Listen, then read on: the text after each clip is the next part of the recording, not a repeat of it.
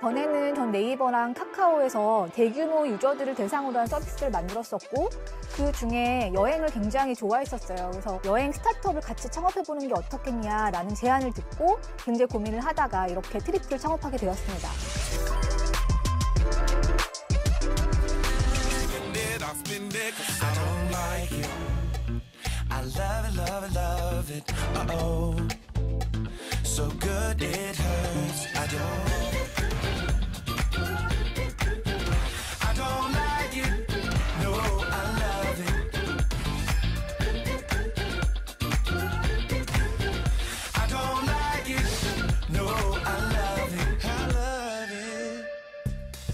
코로나가 끝나면 뭘 하고 싶냐고 하면 많은 사람들이 여행이라고 말들 합니다. 코로나19의 방역 단계별로 차이가 좀 있지만 단계가 완화될 때마다 제주도를 대표로 한 국내 주요 여행지에는 관광객들이 넘쳐났고 프라이빗을 보장한 숙소들을 예약하는 것은 하늘의 별 따기였죠. 코로나19의 위험이 진행 중이었는데도 말이죠. 이뿐만이 아닙니다. 혹시 랜선 투어라고 들어보셨어요? 현지 가이드가 라이브 방송으로 카메라를 보고 여행지를 돌아다니며 설명하고 실시간 채팅창에서 이야기를 주고받는 거예요. 먹고 사는 문제가 아님에도 우리는 왜 이렇게 여행을 원하는 걸까요? 우리가 여행을 떠나는 이유는 다양합니다. 개개인의 취향, 그때그때 인기 여행 트렌드에 따라 먹방 여행, 효도 여행, 미술관 투어, SNS 인증샷 퍼레이드까지 모두 다르죠. 하지만 그 다양성을 관통하는 본질적인 이유는 있습니다. 여행지에서 나는 더 이상 일상인이 아니라는 거죠. 특히 국내를 벗어나서 새로운 문화권으로 들어가면 우리는 이방인이자 그저 한 명의 여행자가 됩니다. 저도 강원도나 제주 바닷가에 가면 부끄러워서 비키니 못 입는데 하와이에 가서는 있습니다. 한국에서는 저한테 부여된 직함, 사회적인 편견, 혹은 스테레오타입이 그곳에서 더 이상 힘을 발휘하지 못하는 것 같거든요. 낯선 곳에 가서 낯선 풍경을 보며 조금은 다른 사람이 되는 것 같아요. 그 순간 우리는 완벽하게 일상에서 벗어나게 됩니다. 누군가 진정한 휴식은 집에서 이루어지지 않는다라고 말했는데 저는 그 말에 완전 동의하는 편이거든요. 근데 사실 우리 삶에서 이토록 해외여행이 일상화된 건 그리 오래된 일이 아닙니다. 광복 이후 우리나라에서는 해외여행을 목적으로 하는 여건은 발급조차 되지 않았다 그래요. 이후 국제와 세계화의 분위기로 88 올림픽인 이듬해인 1989년 전면 해외여행 자유가 시행됩니다. 그러고 보면 고작 30년 된 일이에요. 현재 국내 아웃바운드, 즉 국내에서 해외로 나가는 여행 시장 규모는 전 세계 5위, 아시아로 좁히면 중국에 이어 2위입니다. 한국보다 인구가 많은 일본, 인도네시아, 인도 이런 나라랑 비교해도 월등한 규모예요. 코로나 이전인 2019년 우리나라 관광 목적으로 해외 출국한 사람이 2,300만 명에 달합니다. 최근에는 이제 코로나 영향으로 조금 줄어들긴 했지만 위드 코로나가 되면 이 숫자가 금방 늘어날 수 있지 않을까 생각하고 있고요. 어쨌든 우리는 30여 년 만에 이런 해외여행 시장을 갖게 됐어요.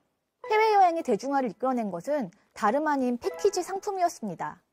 그 당시에 여행사들은 우리보다 약 25년 앞선 해외여행 자유를 조금 더 일찍 경험한 일본의 여행 산업을 벤치마킹해 패키지 상품을 공격적으로 공급하기 시작했습니다. 가이드가 깃발을 들고 몇십 명이 단체로 움직이는 에스코트형 패키지 상품을 중심으로 우리나라 해외여행 시장이 성장하게 됩니다. 패키지 시장에 주류를 이루던 해외여행 시장에 새로운 바람이 불었습니다. 개인이 직접 항공권, 숙소를 예약하고 일정도 잡고 그룹이 아닌 개별로 여행하는 FIT, Free Independent Tour, 즉 자유여행입니다. 여행이 대중화되면서 대중은 더 많은 곳, 더 다양한 스타일의 여행을 원하게 됐죠. 이러한 분위기에 자유여행자들을 부추긴 가장 큰 산업의 변화는 LCC와 글로벌 OTA의 등장이라고 할 수 있습니다. LCC, 로우 코스트 캐리어, 저가 항공사를 부르는 말인데요. 여러분이 알고 계시는 TA, 진에어, 에어서울, 제주항공 같은 항공사들이 대표적입니다. 당시 업계에서는 LCC 등장을 혁신이다라고 이야기들 했대요. 이유는 당연하다고 생각했던 관행들을 깬 새로운 전략으로 사업에 접근했기 때문인데요. 우리에게 좀 낯설지만 유럽 저가 항공의 대표격인 라이언 에어가 비싼 공항 착륙비를 해결한 방법은 다름 아닌 공항을 완전 바꿔버리는 거였어요. 보조 공항을 이용해 비용을 아끼고 다소 불편한 접근성을 대신해서 저렴한 가격으로 소비자에게 어필을 한 거죠. 이외에도 과감하게 기내 서비스를 줄인다거나 항공기 기종을 통일하는 것 역시 당시에는 매우 획기적이었습니다. LCC가 등장하면서는 훨씬 더 약 한 60% 가격이면 해외를 나갈 수 있게 되었기 때문에 사람들이 처음에는 LCC는 안전하지 못할 거라 생각해서 잘 못 나갔지만 이 사람들이 많아지고 특히나 제주 여행을 가면서 1시간짜리 비행기를 타봤더니 안전하더라. 기내식은 없어지면 괜찮더라 라고 하다 보니 동남아도 나가게 되고 하와이도 나가게 되고 이렇게 된 거죠. 그래서 LCC가 급격히 늘어나면서 사람들이 더 많이 나가고 더 자주 나가게 됐다고 볼 수 있습니다. 두 번째는 글로벌 OTA의 등장입니다. OTA란 온라인 기반의 예약 사이트들을 말하는데요. 여러분이 알고 계시는 부킹닷컴이나 익스피디아, 스카이스캐너 등의 대표적인 회사입니다. OTA는 온라인상에서 각 숙소의 예약을 대행하고 예약 대행의 대가로 수수료를 받는 구조인데요. 여행지의 숙소 정보를 알아보고 복잡한 예약 절차를 더 이상 개별적으로 하지 않아도 쉽게 해외 곳곳의 숙소를 간편하게 예약할 수 있게 된 거죠. 이러한 OTA들이 국내 시장에 본격적으로 진출하고 나서는 국내 해외여행 시장은 자유여행이 주류가 되어 이끌어 나가게 됩니다. 아무래도 예전에는 하나투어라든지 대리점을 찾아가서 내가 호텔을 예약하거나 패키지 여행을 예약하는 거였다면 내가 마음에 드는 걸 언제나 내가 퇴근 후에 침대에 누워서도 호텔을 볼 수도 있고 항공권 후 내가 내 손으로 이제 예약을 한다거나 탐색을 할 수 있기 때문에 아무래도 기회가 더 많아지고 경험이 더 많아지면서 사람들이 더 많이 가게 된 거죠. 자유여행이 해외여행 시장의 중심이 된 것은 단지 이런 여행 산업의 변화 때문만은 아니었어요. 우리나라 사람들이 워낙 인터넷 보급률이 좋고 인터넷에서 검색을 잘 하잖아요. 그러니까 카페라든지 블로그, 요즘 유튜브까지 이제 검색을 워낙 잘 하시는 거죠. 게다가 여행 다녀오시면 그 정보에 대해서 굉장히 자세하게 잘 알려주시기 때문에 여행을 좀 더 편하게 가고 또 두려움도 없어지고 요즘 초등학생들 영어도 되게 잘하잖아요. 그만큼 외국어를 워낙 좀 잘하는 사람들이 많아지다 보니 외국어 능력의 신장 또한 우리한테 영향을 주었다고 생각합니다. 그뿐만이 아닙니다. 여기에 프리패스 같은 대한민국의 여권은 여행자들의 든든한 무기가 되어줍니다. 우리나라 여권의 그 무비자 입국이 가능한 나라가 190개국이나 되는 거 알고 계셨어요? 이게 우리나라 세계 2위거든요. 그러니까 분단 국가임에도 불구하고 이렇게 변화한 건 굉장히 큰 영향인데 우리나라 어디든 편하게 갈 수 있는 여건이 우리나라 사람들한테는 해외에 갈 때 프리패스 같은 역할을 해줬다고 볼 수 있습니다. 자유여행의 인기는 미디어 곳곳에서도 확인할 수 있습니다. 출판계를 비롯해 문화 전반에서 여행 이야기는 끊임없이 생산되고 유통되었습니다. 개인 SNS에서도 무엇을 입고 무엇을 들었는지보다는 어디에 갔는지, 어떤 낯선 도시에서 무엇을 먹었는지가 대세를 이루게 됩니다.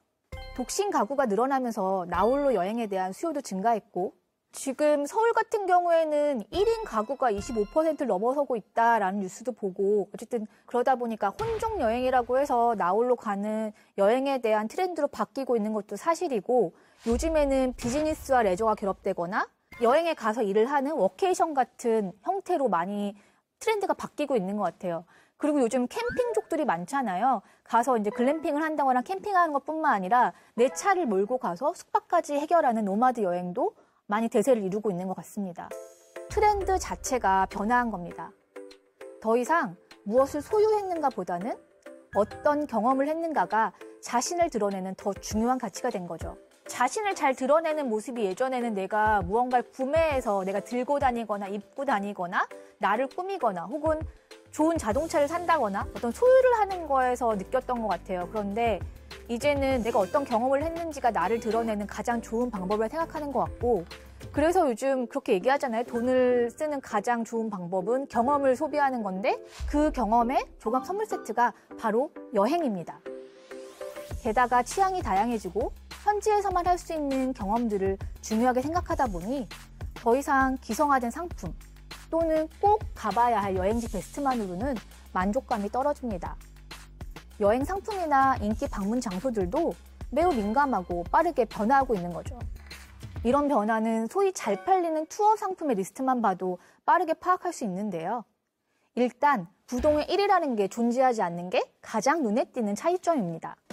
예전에 제주도에 갔다면 식물원 입장권이나 오설록 입장권 같은 스테디셀러 상품들이 상위권에 지속적으로 있었지만 2020년과 2021년에 많이 팔리던 상품은 조금 달랐어요. 특히 올해 하반기 판매 1위 상품은 아르떼 뮤지엄이었는데요. 작년까지는 상위권에 오르지 못한 상품이었어요. 유튜브, SNS에서 핫플레이스로 소개되며 빠르게 판매 속도가 늘어난 상품입니다. 또한 적은 가격으로 제주의 카페를 투어할 수 있는 카페 패스들도 인기였어요. 트렌드가 달라지고 그 변화가 즉각적으로 여행 시장에 영향을 주고 있는 겁니다. 코로나19로 인해 여행이 멈추고 여행 산업이 가장 큰 타격을 입었다고 이야기합니다. 반은 맞고 반은 틀립니다. 당장 눈앞에서 상승 곡선을 그리던 매출이 떨어지고 현지에 뛰고 있던 많은 여행 관계자들이 힘든 상황에 처한 건 사실입니다. 그리고 코로나 이후에도 이전의 시스템과 간행으로 이 사업에 접근하면 더 이상 여행업에서 살아남기는 쉽지 않을 것 같아요. 반대로 우리는 이번 경험을 통해 우리가 여행을 얼마나 사랑하고 원하는지 충분히 느끼게 되었습니다. 여행 산업 자체도 많은 변화를 겪고 있고 지금 이 시간에도 재편되고 있어요.